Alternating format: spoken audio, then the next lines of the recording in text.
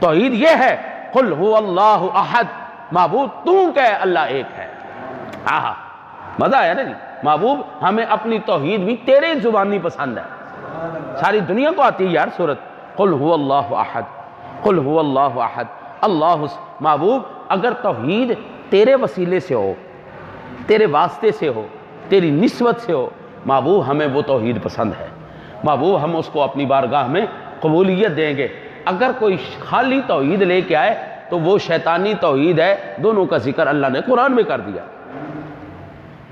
وہ کہتا ہے پاک پروردگار عالم چلو فرشتوں سجدہ کرو سارے، ان میں ایک لانتی بھی تھا، کہنے لگا کیوں بھائی میں کیوں سجدہ کرا؟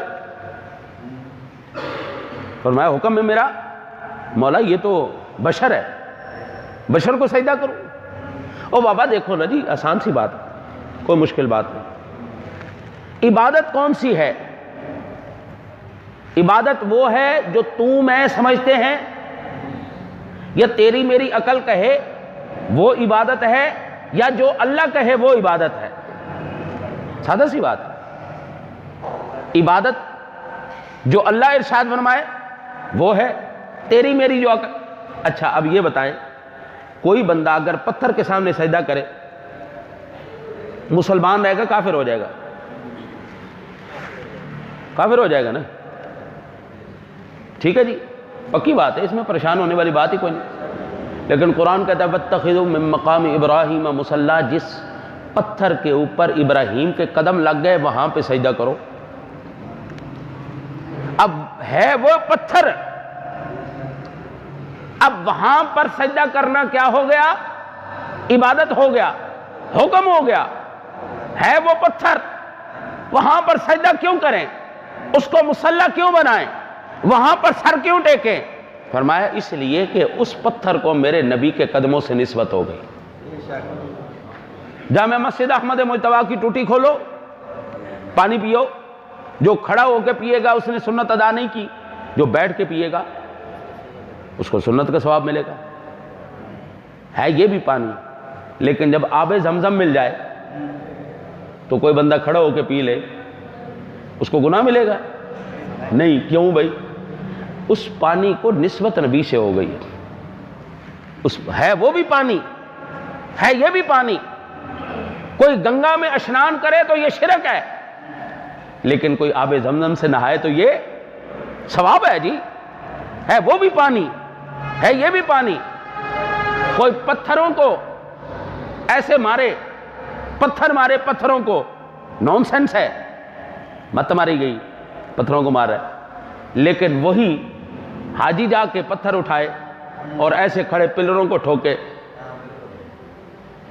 ایک نہیں، دو نہیں، تین، اور وہاں پر میں نے دیکھا ہے جذبات کا عالم یہ ہوتا ہے، حاجی اتنے جذبے میں آ جاتے ہیں پیروں سے جوتے اتار کے مارتے ہیں، تیری ایسی دی تیسی۔ صحیح بات ہے، پنجابی ہے نا جی، طبیعت میں زیادہ گرمی آ جاتی ہے تو وہ پتھر مارتے مارتے جوتا ہوئے تیری ایسی دی تو ہی ہے۔ اب ایمان سے بتاؤ وہ شیطان ہے؟ او بابا تیری میری عقل جہاں پر ختم ہوتی ہے اللہ رسول کی وہاں سے شروع ہو رہی ہے۔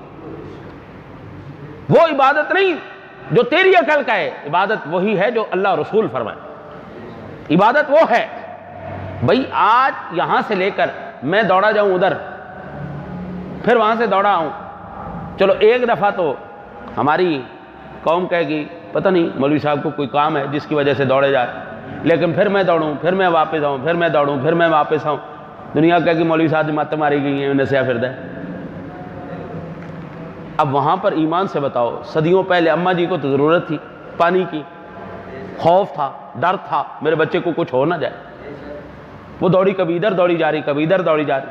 قرآن کہتا ہے ان الصفا والمروۃ من شعائر اللہ، وہ صفا مروہ کے درمیان دوڑو بھائی دوڑو، شاباش، یہ اللہ کی نشانیوں میں سے ایک نشانی، دوڑو دوڑو شاباش۔ یا اللہ اب تم میرے مالک، پانی کی وہاں پر قلت کا سوال ہی پیدا نہیں ہوتا، خوف کا سوال ہی پیدا نہیں ہوتا، پاک پروردگار عالم وہاں پر امن ہی امن ہے، ہیں جی، حرم کہلا رہی ہے وہ جگہ، مولا کریم اتنا امن ہو گیا، کسی کائنات میں کسی کی جرت نہیں وہاں پر بد امنی پھیلائے۔ فرمایا نہیں، بس میرا حکم ہے دوڑو بھاگو، یا اللہ صدیوں پہلے ابراہیم علیہ السلام نے قربانی کے طور پر، آزمائش کے طور پر اپنے بیٹے کے گلے میں چھری چلائی. پاک پروردگار عالم آج ہم قربانی کیوں کر؟ فرمایا حکم ہے میرا، کرو. فصلی لربک ونحر، کرنا قربانی کر، تیری سمجھ میں آئے، تیری عقل ساتھ دے، تیری ساتھ نہ دے، اور بابا جو میں کہوں گا عبادت وہی ہوگی. اب اللہ کی ذات نے قرآن پاک میں اپنے نبی کا احسان تاکیدوں کے ساتھ لگا کے، لام بھی تاکید کا، ماضی پر قد لگا دیا جائے وہ بھی تاکید کے معنی دیتا ہے. لقد من اللہ علی المؤمنین، ضرور ضرور اللہ نے احسان کر دیا ہے تم لوگوں پر، اپنا نبی تمہیں عطا فرما دیا ہے. اور پھر یہی نعمت، یہی احسان مولا اگر تو نہ جتاتا تو پھر کیا ہوتا؟ اللہ ارشاد فرماتا ہے اگر